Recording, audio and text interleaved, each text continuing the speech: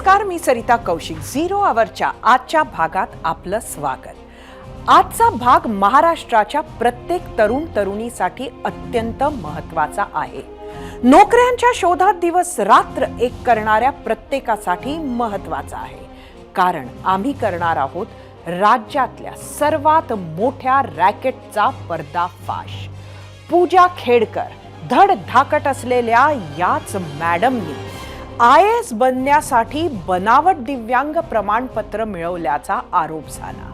त्यावर चौकशी सुरू झाली. प्रकरण इतकं वाढलं की थेट केंद्रीय लोकसेवा आयोगालाच दखल घ्यावी लागली. त्यात आयोगानं तिची पोस्टिंगही रद्द केली. याच कारनाम्यानं मॅडमचं नाव गल्ली ते दिल्ली गाजू लागलं.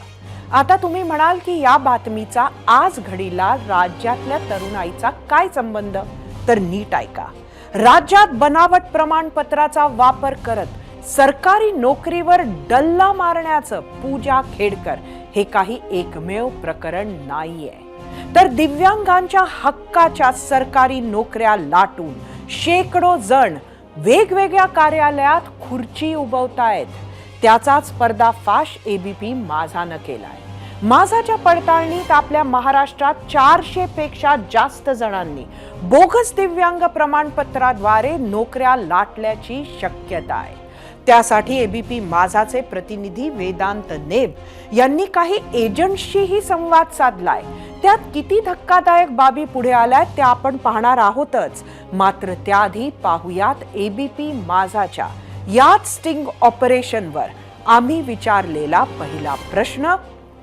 तोच पाहण्यासाठी जाऊया आपल्या पोल सेंटरला.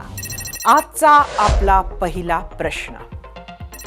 राज्यात पूजा खेडकर प्रमाणे 400 पेक्षा जास्त जणांकडे बोगस दिव्यांग प्रमाणपत्रांची शक्यता. माझाचं स्टिंग. सरकारी नोकरीत आणखी बोगस कर्मचारी असतील का? तुम्हाला काय वाटतं? तुम्हाला सांगायचं होतं होय किंवा नाही?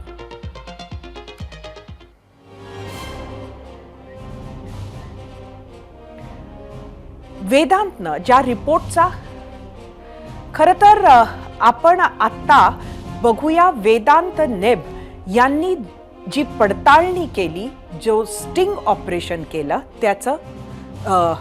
त्याचा रिपोर्ट, त्याची थोडीशी पार्श्वभूमी सांगते. बोगस प्रमाणपत्र वापरून हे अधिकारी 7व्या वेतन आयोगानुसार पगार घेत फक्त सरकारचीच नव्हे तर तुमची आमची फसवणूक सुद्धा करतायत.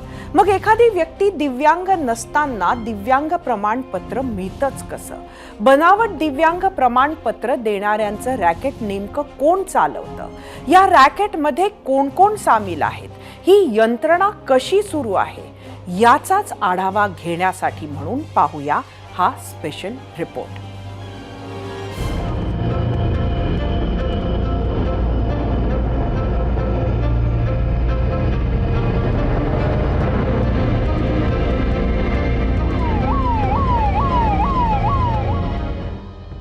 पूजा खेडकर सध्या गल्ली ते दिल्ली गाजत असलेलं हे नाव, कारण मॅडमनी कारनामाच तसा केलाय. धडधाकट असताना IAS बनण्यासाठी बनावट दिव्यांग प्रमाणपत्र मिळवल्याचा आरोप पूजा खेडकरवर आहे. मात्र हे एकमेव प्रकरण नाहीये. तर दिव्यांगांच्या हक्काच्या सरकारी नोकऱ्या लाटून शेकडो जण वेगवेगळ्या कार्यालयात खुर्ची उभवतायत आणि 7व्या वेतन आयोगानुसार पगार घेत फक्त सरकारचीच नव्हे तर तुमची आमची फसवणूक करतायत. ABP माझाचे प्रतिनिधी वेदांत नेब यांनी बनावट दिव्यांग प्रमाणपत्र मिळवून देणाऱ्या एजंटचा पर्दाफाश केला. हेलो, नहीं मेरा बेटा है, उसका निकालना है. वो स्पर्धा परीक्षा की तैयारी कर रहा है, तो उसके लिए निकालना था. पैर में क्या? हाँ, पैर में, लेफ्ट पैर में. ससुन में किया था उसने, ससुन. तो वो 26. हाँ, तो वो अपने को वो रिजेक्ट नहीं होना चाहिए, ऐसा चाहिए था. मुझे बस बताओ क्या क्या चाहिए और कितने लगेंगे उसको दिए सब. नहीं, वो सामने आप बात करो, मैं वो आपसे दिला दूंगा. देता है ना भाई, नहीं तो ऐसा होगा कि तुम बोलोगे उधर जाओ. हाँ उधर जाओ, उधर बात तुम्हारा काम बन जाएगा, ये गारंटेड बता दूंगा। तुम तुम्हारा मुद्दा बोलने का। अपने को 62 तक चाहिए, 62 तक डिसेबिलिटी। हाँ हमारा रोल उसके अंदर कुछ नहीं पैसे के बारे में। नहीं 62 तक चाहिए डिसेबिलिटी, तो वो फिर ये रिजेक्ट नहीं होता है। हाँ वो जो कुछ है तुम्हारा वो बोलो, वो हो जाएगा। हाँ ऐकलत? एजंट आणि सरकारी डॉक्टरांचे खिसे भरले तर धडधाकट देखील कागदोपत्री दिव्यांग होतो आणि लायकी नसताना सरकारी नोकरी मिळवतो। प्रहार संघटना आणि स्टुडंट्स राईट्स असोसिएशननं एकत्र येऊन अशा अधिकाऱ्यांची यादी तयार केली असून ती लवकरच सरकारला सुपूर्द करण्यात येणार आहे। साधारणतः 419 नावं आमच्याकडे आता ह्याच्यामध्ये आले 419 all over Maharashtra. All over Maharashtra. ह्याच्यामध्ये आपण जर बघितलं तर उपजिल्हाधिकारी, तहसीलदार, चीफ ऑफिसर, ABDO आहेत, त्याच्यानंतर तलाठी आहेत, ASO आहेत, STI आहेत। आता ही माहिती जी दिली त्या संबंधित त्या गावातल्या लोकांनी दिली, काहींनी माहिती त्यांच्या ऑफिसमधल्या लोकांनी दिली। बनावट प्रमाणपत्राद्वारे स्वतःला दिव्यांग सांगून एकाच कुटुंबातील 5 व्यक्तींनी सरकारी नोकरी बळावल्याची धक्कादायक माहिती हाती लागली आहे। जेव्हा आम्ही ही शोध मोहीम सुरू केली, ज्यांनी बोगस प्रमाणपत्र काढून कोणी JE झाले, ज्युनियर इंजिनियर, असिस्टंट इंजिनियर, जेव्हा त्यांच्या लक्षात आलं की अंगलट येऊ शकतं आणि बोगस, तर जे कर्णबधीर मधनं ज्यांनी प्रमाणपत्र त्यांनी खरे ऑपरेशन आता करून घेतलेत मागच्या 10 दिवसात मिळालेली माहिती। याच्यामध्ये तर एक प्रकरण असं आहे, आई वडील हे दोघंही सरकारी नोकरीत आहेत, त्यांच्या 2 मुली आणि 1 मुलगा, अशी 5ही जणांनी दिव्यांग प्रमाणपत्र काढून या ठिकाणी नोकरी मिळवली। एक तर कॅन्डिडेट असा आहे की ज्याला पाय नाही असं दिव्यांग प्रमाणपत्र काढून तो गावात बुलेट चालवतोय, तर हे खूप भयंकर आहे। बनावट दिव्यांग प्रमाणपत्राचा सर्वाधिक वापर बुलढाणा, अहमदनगर, सोलापूर, बीड या जिल्ह्यात झाल्याचं कळतंय। सरकारी नोकरी मिळवण्यासाठी लाखो तरुण तरुणी अभ्यासासाठी घरदार सोडून दुसऱ्या शहरात वास्तव्य करतात, पोटाला चिमटा काढून राहतात, एखाद दुसऱ्या अपयशानं खचून न जाता परीक्षा देत राहतात। काहींचं तर वयही उलटून जातं, तर दुसरीकडे बनावट दिव्यांग प्रमाणपत्राच्या आधारे सरकारी नोकरी मिळवत संपूर्ण व्यवस्थेला विकलांग केलं जात आहे। आणि व्यवस्था विकलांग करणाऱ्यांना आत्ताच वठणीवर आणलं नाही तर त्याचे गंभीर परिणाम आपल्या सर्वांना भोगावे लागतील।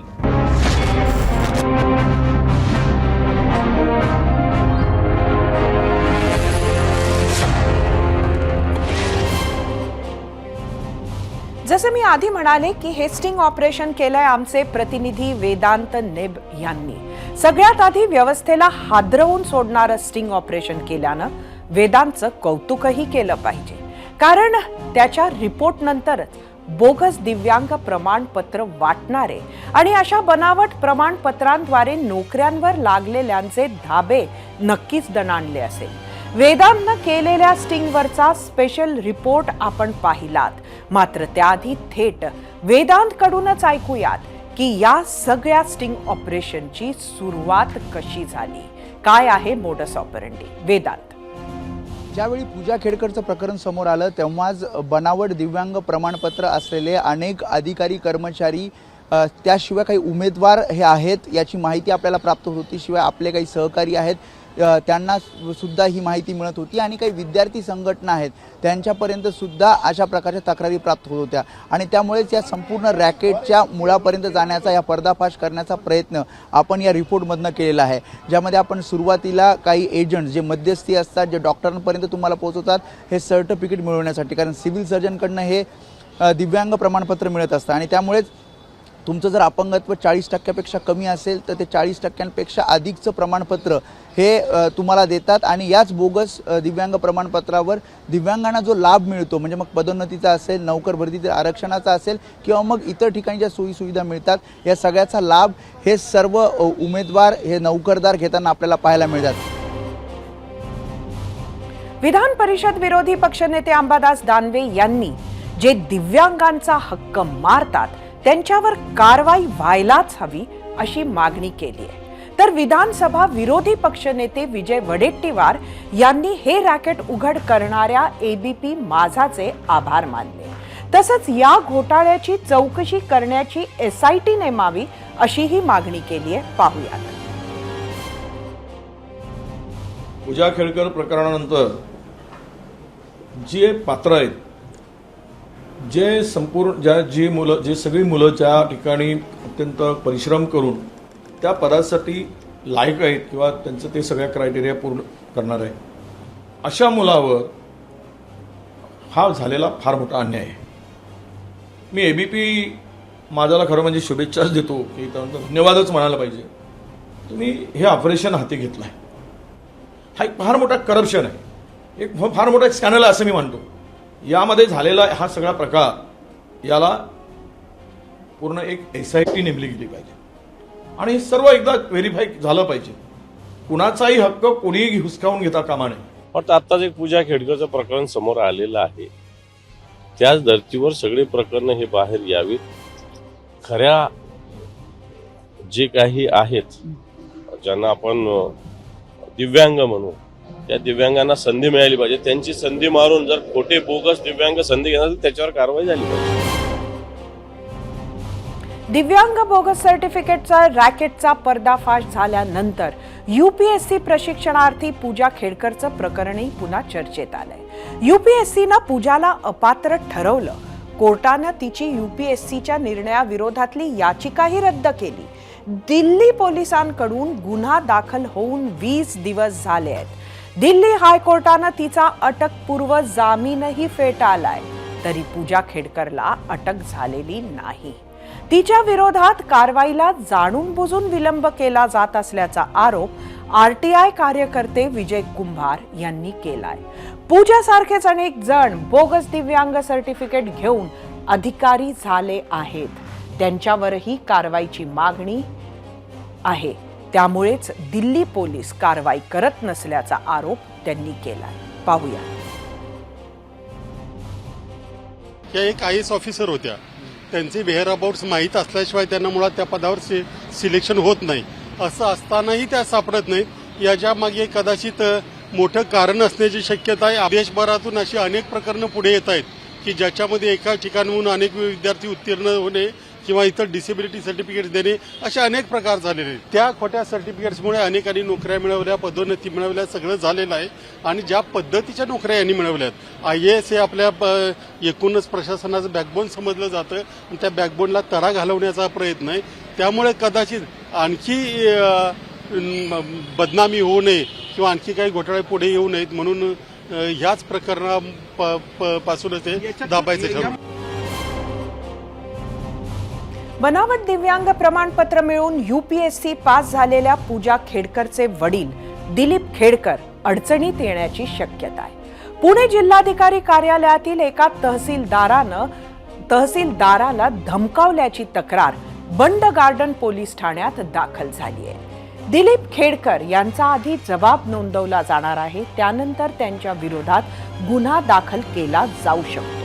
पूजा खेडकर पुणे जिल्हाधिकारी कार्यालयात प्रशिक्षणार्थी म्हणून रुजू झाल्यानंतर दिलीप खेडकर वारंवार पुणे जिल्हाधिकारी कार्यालयात येत होते. पूजा खेडकरला स्वतंत्र केबिन मिळावी म्हणून तहसीलदार आणि इतर कर्मचाऱ्यांना धमकावल्याचा त्यांच्यावर आरोप आहे. दरम्यान मुळशीतील शेतकऱ्याला पिस्तुलाचा धाक दाखवल्याप्रकरणी त्यांची पत्नी मनोरमा यांना नुकतीच अटक करण्यात आली होती, ज्या सध्या जामिनावर आहेत.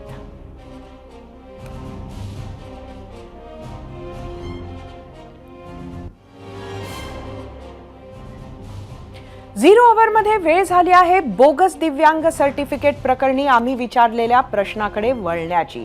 त्या प्रश्नावर तुम्ही दिलेल्या प्रतिक्रिया पाहण्यासाठी जाऊया आपल्या मीडिया सेंटरवर. आजचा आपला पहिला प्रश्न परत एकदा पाहूया. राज्यात पूजा खेडकर प्रमाणे 400 पेक्षा जास्त जणांकडे बोगस दिव्यांग प्रमाणपत्रांची शक्यता. माझाचं स्टिंग ऑपरेशन. सरकारी नोकरीत आणखी बोगस कर्मचारी असतील का? तुम्हाला सांगायचं होतं होय किंवा नाही. बघूया नेटवरून काय प्रतिक्रिया आल्या.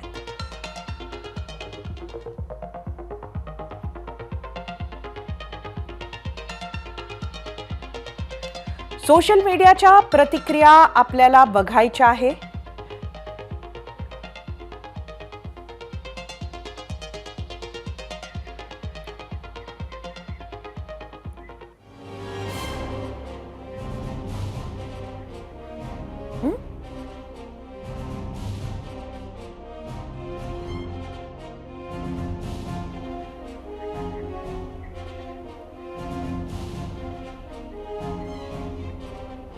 काही तकनिकी कारणांमुळे आपण या प्रतिक्रिया आज बघू शकलेलो नाहीयेत. आपण वापस येऊया, पुन्हा एकदा प्रयत्न करणारच आहोत. मात्र त्याआधी आपण जाऊया आपल्या गेस्ट सेंटरला, कारण बोगस दिव्यांग सर्टिफिकेट प्रकरणाचं रॅकेट, त्यातलं गौड बंगाल, सरकारी बाबूंची मिलीभगत असण्याची शक्यता, भ्रष्टाचारानं पोखरलेली यंत्रणा, बेरोजगारांवर होणारा अन्याय, लायक उमेदवारांवर आलेली गदा, सरकारची भूमिका, या अनेक विषयांवर बोलण्यासाठी झिरो आवरमध्ये उपस्थित आहेत दिव्यांगांसाठी नेहमी आवाज बुलंद करणारे आमदार बच्चू कडू. बच्चू भाऊ, एबीपी माझाच्या झिरो आवरमध्ये आपलं स्वागत आहे. आपण सातत्यानं दिव्यांगांसाठी आवाज बुलंद करत आलाय, मात्र अशा पद्धतीचा सावळा गोंधळ हा कसा चालू शकला इतकी वर्ष? मला असं वाटते ही माहिती आम्हीच मागितली. पूजा खेडेकर नंतर आमचे महेश बडे आणि हे आम्ही एका सगळ्यांना व्हायरल केलं का असे बनावट प्रमाणपत्र वापरून जे काही सर्व्हिस करत असेल त्यांची नावे द्या. आणि ते आमच्या वेबसाईटवर हे सगळे नावे आले जे तुमच्याकडे प्राप्त झाली. आता ते महेश बडेंनी आम्ही हे सगळे नावं आता आमच्याकडे जमा झाले. माझ्याकडे तर काही त्यांच्या नातेवाईक, भाऊ असेल, बहीण असेल, यांनीसुद्धा आम्हाला ती माहिती दिली का माझा सक्का भाऊ आहे, तो कर्णबधीर दाखवतो पण तो कर्णबधीर नाही आहे. असे आमच्याकडे 450 नावं आलेले आहे. त्याचं पत्र रितसर आपण दिव्यांग आयुक्ताला दिलं, MPSC बोर्डाला पण दिलं, तिकडे मुख्य सचिवाला पण दिलेलं आहे. त्यांना आम्ही 15 दिवसाची वेळ दिलेला आहे. 15 दिवसात झालं नाही तर मग आम्हाला दिव्यांग आयुक्तावर कारवाई करावं लागेल, त्याच्यावर आंदोलन करावं लागेल. आणि या संदर्भात जे लोक आहेत त्यांना फौजदारी गुन्हे दाखल करणे, ज्यांना प्रमाणपत्र दिलं त्याच्यावरही गुन्हे दाखल करणे, याच्यासाठी आम्ही मागणी धरून ठेवली होती. पण मंत्रालयातल्या सचिवांनी ते फेटाळून लावली. मुख्यमंत्र्यांनी कबूल केलं होतं का जशी जात पडताळणी प्रमाणपत्र आहे तसं अपंग पडताळणी प्रमाणपत्र असलं पाहिजे. म्हणजे सर्व्हिसवर जर लागायचं असेल तर निवळ प्रमाणपत्रावर लागता येणार नाही. जात पडताळणी प्रमाणपत्रासारखं अपंग पडताळणी प्रमाणपत्र त्यांना मिळवून घ्यावं आणि तरच तो सर्व्हिसवर लागू शकेल. म्हणजे याच्यातलं जे बनावट आहे ते निघून जाईल. पुढची भूमिका नक्की कशी असणार आहे ह्या संपूर्ण प्रकरणावर, हे तर आपण आत्ता त्या यादीबद्दल बोललात. मात्र पुढं काय करणार आहात? पण आता निवेदन दिलेले आहे. या संदर्भात जे जे बनावट असेल त्याची चाचपणी करावी आणि चाचपणी करून त्यांच्यावर फौजदारी कारवाई करावी. ज्यांनी दिलं त्यांच्यावर पण कारवाई करावी. आणि ते जर झाले नाही तर मग आम्ही आमच्या पद्धतीनं प्रहार स्टाईल करू. बच्चू भाऊ, जो दिव्यांग नाही त्याला दिव्यांग सर्टिफिकेट मिळतं. एकटी पूजा खेडकर नाही तर आज 450च्या घरातली ही यादी आहे. हे सगळं कसं होऊ शकतं? असं कसं मिळू शकतं?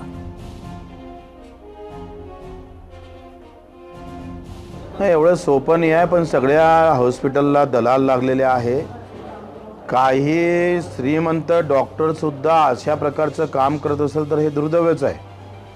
ज्यांना 1000 लाख रुपये महिना भेटतं त्यांना बनावट प्रमाणपत्र द्यावं. याच्यातला मुख्य रोल तर त्या डॉक्टरचाच आहे. बाहेर दलाल बसले असतात आणि या देशामध्ये दलाल्यांचंच राज्य आहे. त्याच्यातलाच हा दिव्यांगातला प्रकार आहे. साधा आता तुम्ही जर पाहिलं का जे ई-रिक्षा वाटप केली ती 1.25 लाखाची नाही 3.5 लाख घेतले. आणि 3.5 लाख तर घेतले ते रिक्षा चालूही शकत नाही, पडतो ते मधात. हे जे दलालखोरी आहे ना याला घालवलं पाहिजे आणि याच्यामुळे हा सगळा प्रॉब्लेम आहे. आता डॉक्टरमध्ये त्या प्रमाणपत्राला 3 अधिकाऱ्यांच्या सह्या असतं, सिव्हिल सर्जनची सही असतं. म्हणजे हे डोळे बंद करून काम करतं की काय माहित नाही. तुम्हाला 1.5 लाख रुपये महिना द्यायचा आणि तुम्हीच हरामखोरी करायची. मला तर वाटतं यांना खरं तर फाशीच्या शिक्षापर्यंत नेलं पाहिजे. कारण अशा लोकांचा कोठा यांनी कमी केला का ज्यांना चालता येत नाही, बोलता येत नाही, दिसत नाही, अशा लोकांवर अतिशय दुःखी आणि ज्यांचं अतिशय वेदनादायी जीवन आहे अशा लोकांवर डल्ला मारणाऱ्या लोकांना त्या हरामखोरांना मला वाटतं कुठेही सोडू नये, त्या फाशीच्या शिक्षापर्यंत ते व्यवस्था त्याची झाली पाहिजे. बच्चूभाऊ, तुम्हाला या बनावट सर्टिफिकेटचं हे जे एकंदरीतच पूर्ण रॅकेट आहे महाराष्ट्रात, त्यात कोणी असा मुख्य सूत्रधार आहे असं काही लक्षात आलंय का? नाही, त्या जिल्ह्यातले ते काही याचं रॅकेट म्हणजे प्रत्येक जिल्ह्यामध्ये ते डॉक्टर लोक, तिथले दलाल, हे सगळे तिथले कर्मचारी, हे सगळे त्याच्यात इन्व्हॉल्व आहे. ते काही राज्यभर नाही, त्या जिल्ह्यापुरतं बरोबर रॅकेट आहे ते करतात. बच्चूभाऊ, या बनावट दिव्यांग प्रमाणपत्रांची जी काही देवाणघेवाण होते ते आपण बघितलं. वेदांतनं पण त्या एजंटशी संपर्क साधला होता. ही किती खोलवर गेली आहे आपल्या सिस्टीममध्ये? मला असं वाटतं का, हे खोलवर म्हटल्यापेक्षा मी मगाही सांगितलं का त्या जिल्ह्यातलं तेवढ्यापुरतं ते मर्यादित विषय आहे, लक्षात घ्या. आणि मग वरच्या वरिष्ठ, आमचा आरोग्य सचिव काय करतं, आमचे मंत्री काय करतं, ह्या सगळ्या गोष्टीवर का लक्ष दिलं जात नाही. वारंवार ह्या गोष्टी आम्ही सगळ्या मिटिंगमध्ये घेतल्या. मी दिव्यांग मंत्रालयाच्या विभागाचा अभियानाचा अध्यक्ष आहे. त्या गोष्टी आम्ही आणून दिल्या, कारवाई करायला तयारच नाही. बच्चूभाऊ, शेवटचा प्रश्न, भविष्यात असे प्रकार होऊ नये यासाठी आज काही करता येऊ शकेल का, की हाताबाहेर गेली आहे परिस्थिती?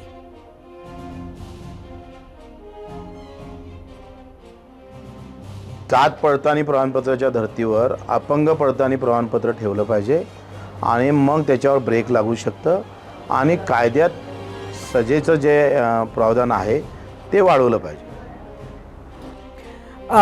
बच्चूभाऊ, आपले खूप खूप धन्यवाद. आपण 0 आवरमध्ये आलात आणि आमच्या प्रश्नांची उत्तरं दिलीत. खरं तर मगाशी आपण आजच्या आपल्या विषयावर, आजच्या आपण विचारलेल्या प्रश्नावरच्या प्रतिक्रिया बघणार होतो, मात्र काही टेक्निकल अडचणीमुळे आपण त्या बघू शकलो नाही. परत एकदा आपल्या मीडिया सेंटरला जाऊया, आजचा आपला प्रश्न परत पाहूया. राज्यात पूजा खेडकर प्रमाणे 400 पेक्षा जास्त जणांकडे बोगस दिव्यांग प्रमाणपत्रांची शक्यता. माझाचं स्टिंग ऑपरेशन. सरकारी नोकरीत आणखी बोगस कर्मचारी असतील का, यावर काय म्हणाले आहे नेटकरी, बघूया. पहिली प्रतिक्रिया एक्स वरून पंकज कुमार. वाशिम जिल्ह्यातील काही गावांमध्ये तर संपूर्ण गावाकडेच अपंगत्व प्रमाणपत्र आहेत. खूप मोठी माहिती. एक्स वरूनच आकाश जावळे. तलाठी भरतीमध्ये खूप मोठा घोटाळा झालेला आहे. बरेच विद्यार्थी दिव्यांग बोगस प्रमाणपत्र काढून लागलेत. पुढची प्रतिक्रिया ही आहे परत एक्स वरूनच विकास सोनूने यांची. दिव्यांग प्रमाणपत्रांमुळे सर्वात जास्त बोगस प्रकल्पग्रस्त, अंशकालीन आणि खेळाडू प्रवर्गातील उमेदवार असण्याची शक्यता नाकारता येत नाही.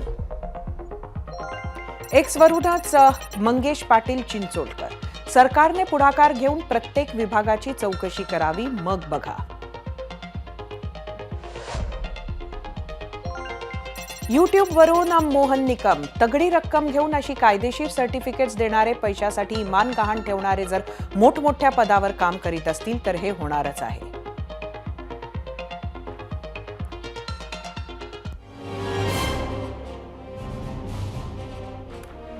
आता खरं तर या संपूर्ण प्रकरणावर महाराष्ट्रानं काय कौल दिलेला आहे तो बघण्यासाठी आपण जाऊया आपल्या पोल सेंटरला. परत एकदा आजचा प्रश्न. राज्यात पूजा खेडकर प्रमाणे 400 पेक्षा जास्त जणांकडे बोगस दिव्यांग प्रमाणपत्रांची शक्यता. माझाचं स्टिंग. सरकारी नोकरीत आणखी बोगस कर्मचारी असतील का. एकूण 38,000 मतं युट्यूबवर. 97% होय म्हटलंय, 3% नाही. इंस्टाग्रामवर एकूण 2,000 मतं. 85% होय म्हटलंय, 15% नाही.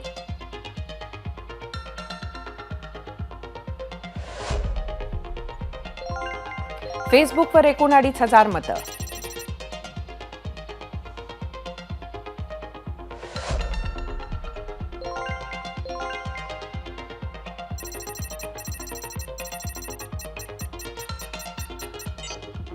97% परत एकदा होय म्हणणारे, 3% नाही.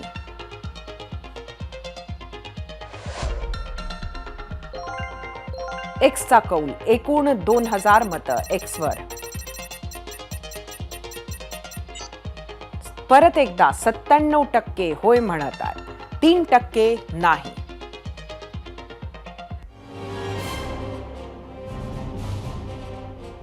पूजा खेडकर प्रकरणानं दाखवून दिले की भ्रष्टाचार हा किती खोलवर रुजलाय.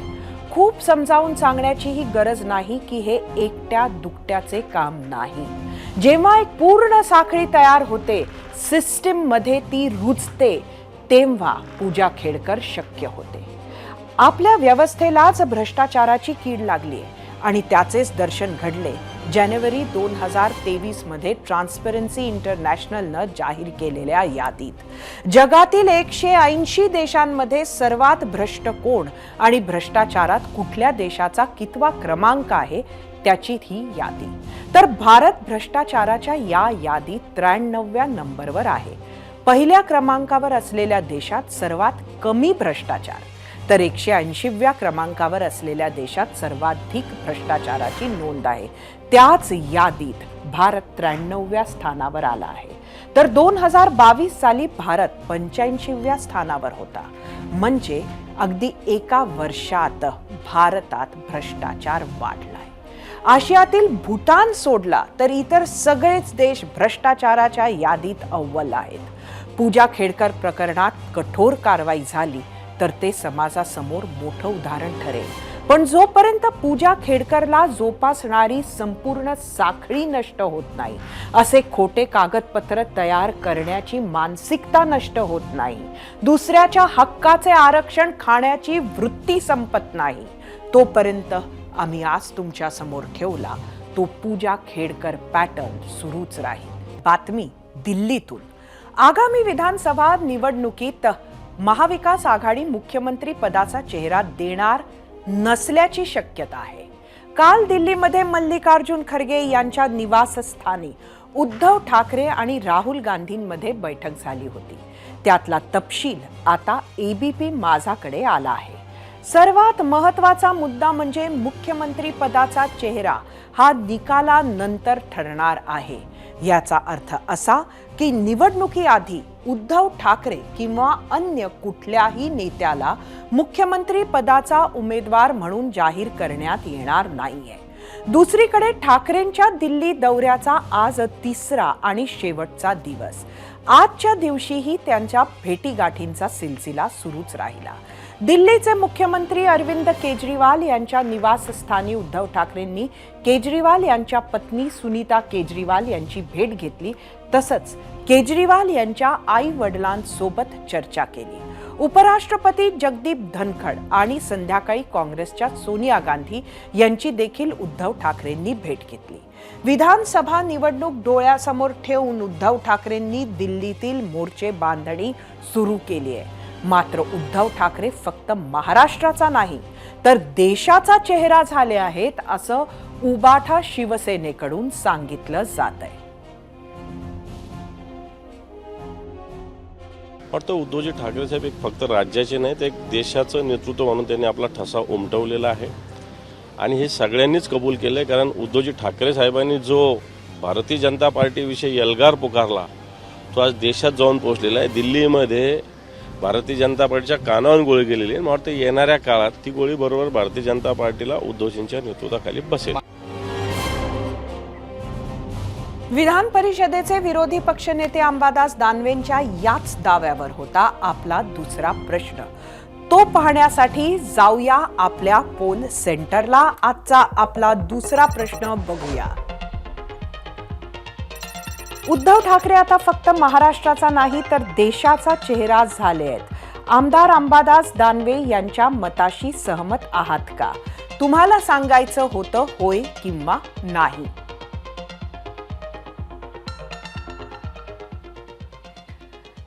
उद्धव ठाकरेंच्या दिल्ली वारीवर महायुतीकडून टीका होणे हे अपेक्षितच. आज त्यात भाजपचे माजी खासदार आणि माजी केंद्रीय मंत्री रावसाहेब दानवे यांची भर पडली.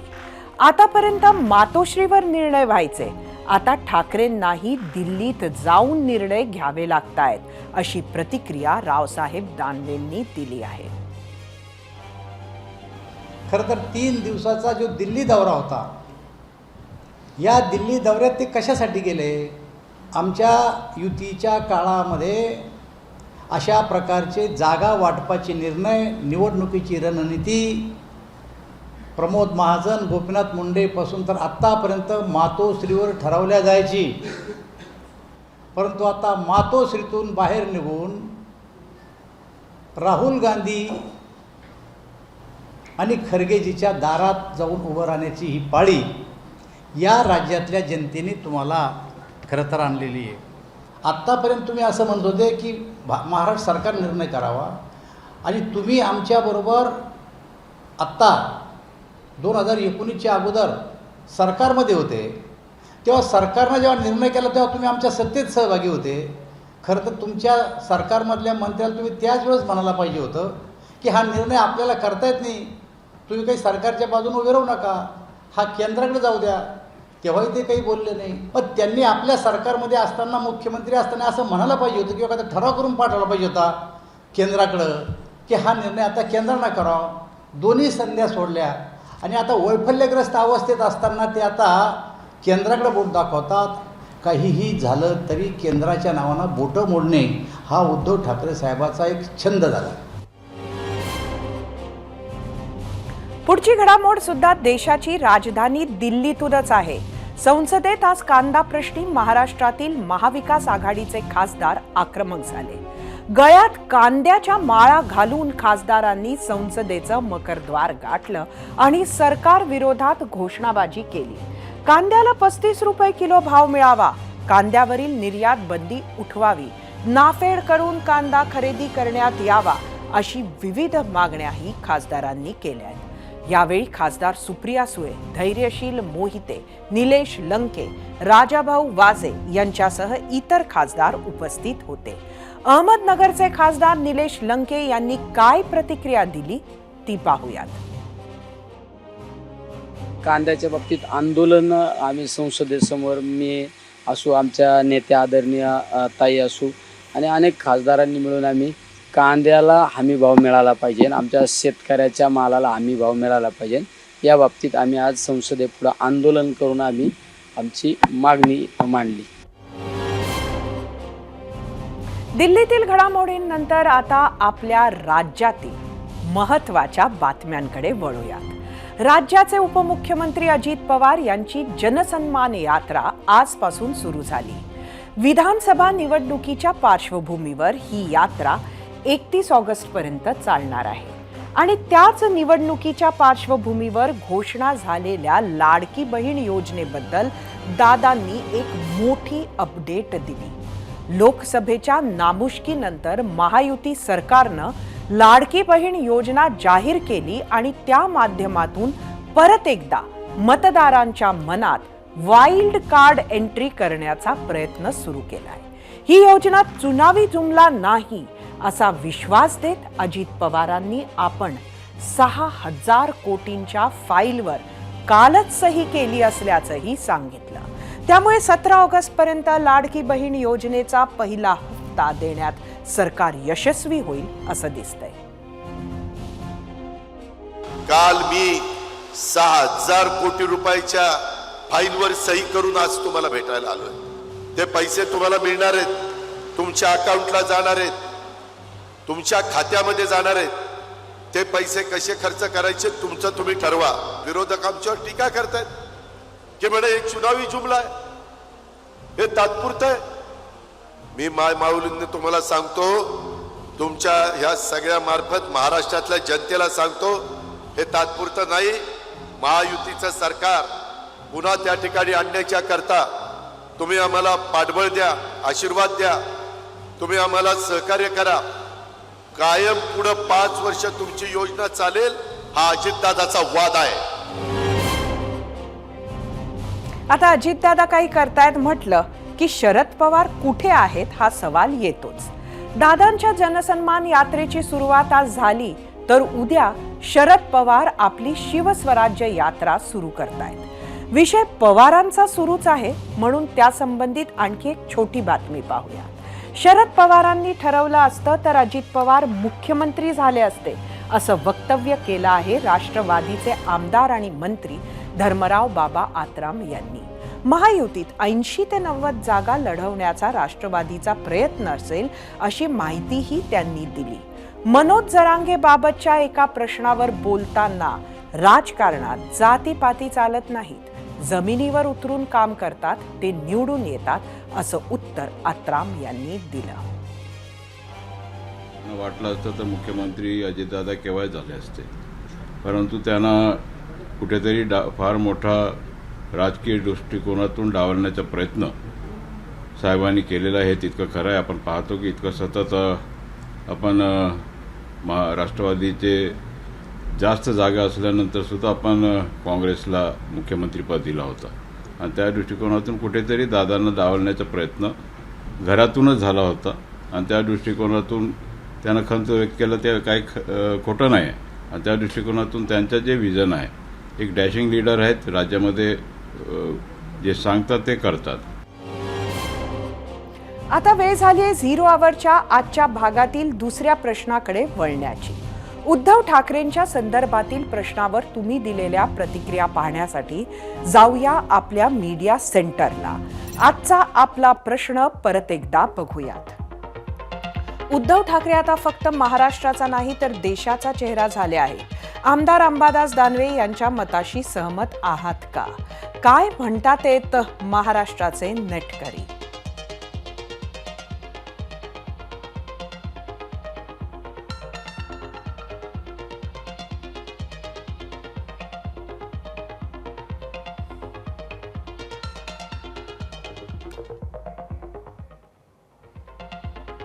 पहिली प्रतिक्रिया आहे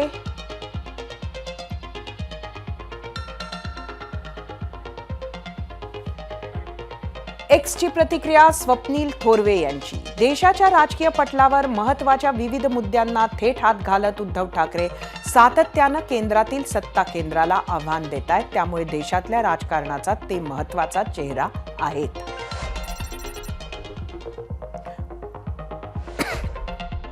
पुढची प्रतिक्रिया यूट्यूबवरून नरेंद्र पोळेकर. स्वतःचा पक्ष सांभाळता आला नाही, 2.5 वर्ष मुख्यमंत्रीपद सांभाळता आले नाही आणि हे काय देशाचे नेतृत्व करणार, खोटं नॅरेटिव्ह पसरवत आहेत. पुढची प्रतिक्रिया यूट्यूबवर अरविंद मरुडकर. उद्धवजी जागतिक स्तरावरील नेते आहेत, त्यांना संजय राऊत आणि सुषमा अंधारेंसारखे आंतरराष्ट्रीय प्रवक्ते मदत करतात. जगाला सध्या वर्क फ्रॉम होम वालेच पाहिजे. यूट्यूबवरून रणजित कदम. होय नक्कीच.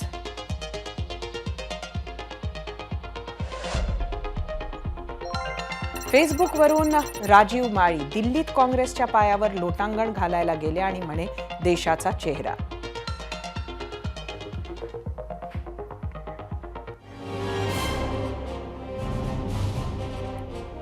उद्धव ठाकरेंच्या प्रश्नावर महाराष्ट्रानं दिलेला कौल पाहण्यासाठी जाऊया आपल्या पोल सेंटरवर. परत एकदा आजचा प्रश्न बघूया. उद्धव ठाकरे आता फक्त महाराष्ट्राचा नाही तर देशाचा चेहरा झाले आहेत. आमदार अंबादास दानवे यांच्या मताशी सहमत आहात का? 29,000 मतं यूट्यूबवर. 73% म्हटलंय होय, 27% म्हटलंय नाही. इंस्टाग्रामवर एकूण 2,000 मतं.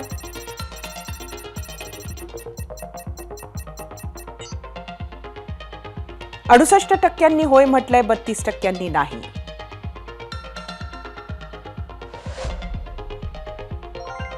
फेसबुकवर 2,500 मतं.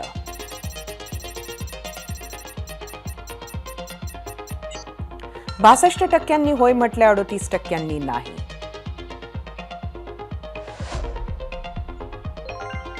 एक्सचा कौल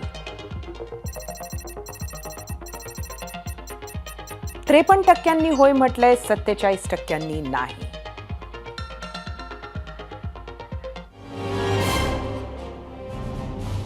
उद्धव ठाकरे 3 दिवस दिल्लीत तळ ठोकून होते. राज ठाकरे मराठवाडा दौऱ्यावर आहेत. प्रकाश आंबेडकरांच्या आरक्षण बचाव यात्रेचा कालच समारोप झालाय. अजित पवारांनी जनसन्मान यात्रा आज सुरू केली आहे. शरद पवारांची शिवस्वराज्य यात्रा उद्या सुरू होतोय. भाजप आणि शिवसेना सुद्धा आपली रणनीती आखण्यात व्यस्त आहे. गल्ली ते दिल्ली विधानसभा निवडणुकीसाठी सगळे पक्ष सज्ज झाले आहेत. सत्ता मिळवणे आणि सत्तेत जास्तीत जास्त वाटा मिळवणे यासाठी सर्वस्व झोकून नेते काम करताना, घाम गाळताना पाहायला मिळणार आहेत. बिगुल वाजला आहे. महाराष्ट्राचा रणसंग्राम सुरू होत आहे. येत्या 3 महिन्यात रणधुमाळी माजणार आहे. त्यात महाराष्ट्राच्या मूळ सुसंस्कृत विचारसरणीला फार जखमा होणार नाहीत याची काळजी आपले सगळे पक्ष घेतील. आणि आज सत्तेत येण्यासाठी जो घाम गाळत आहेत, जे झोकून देऊन काम करत आहेत, तसेच निवडून आल्यावर जनतेसाठीही करतील अशी अपेक्षा व्यक्त करूयात. आपण वक्फ बोर्डासाठीच्या कायद्यासंदर्भात बातमी पाहणार होतो. मात्र आता पॅरिस ऑलिम्पिकमधून अतिशय आनंदाची बातमी आली आहे. भारतीय पुरुष हॉकी संघानं लागोपाठ दुसऱ्या ऑलिम्पिकमध्ये कांस्य पदक जिंकण्याची कामगिरी बजावली आहे. आज कांस्य पदकासाठी झालेल्या सामन्यात भारतानं स्पेनचा 2-1 असा पराभव केला. या ऑलिम्पिक मधलं हे भारताचं 4थं कांस्य पदक आहे. या सकारात्मक बातमीसहित 0 आवरमध्ये आज इथेच थांबूयात. उद्या संध्याकाळी 7:56 पुन्हा भेटूयात. पाहत रहा ABP माझा.